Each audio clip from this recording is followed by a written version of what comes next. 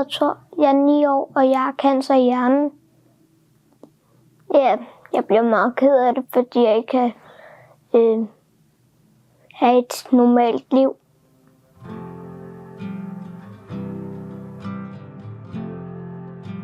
Hej og velkommen til Familiehuset, og velkommen til familien Andersen. Det her det er min far Christian, og det her det er min mor Christine, og det er min lille søster Elvira, og det her det er min lillebror Thor, og jeg er Emil.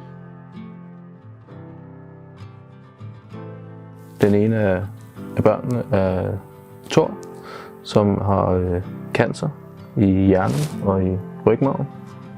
Ja, det finder vi ud af den 26. oktober sidste år, og nu er vi så her i Aarhus i Familiehuset for at blive strålebehandlet.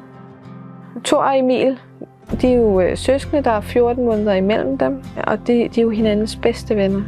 Og det har været rigtig forfærdeligt for Emil at undvære Thor, når han har været på hospitalet.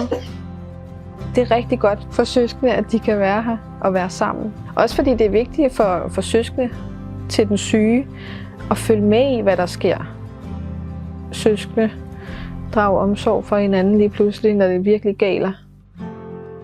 Jeg fandt ud af, at Thor havde kræften. Det er en blanding af alle følelser, undtagen dem, man gerne vil have. Sådan, vi har altid været bedste venner. Jeg elsker ham virkelig højt. Sådan, hvis han lige pludselig ikke var der sådan, i for eksempel lad os sige en måned,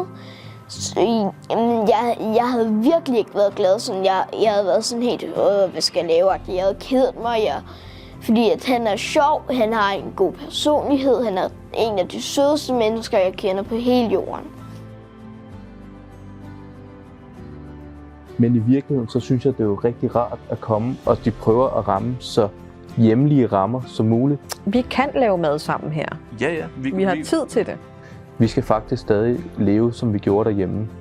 De har forsøgt at skabe de rammer, der gør, at vi rykker vores hjem hertil, og det kan jeg rigtig godt lide.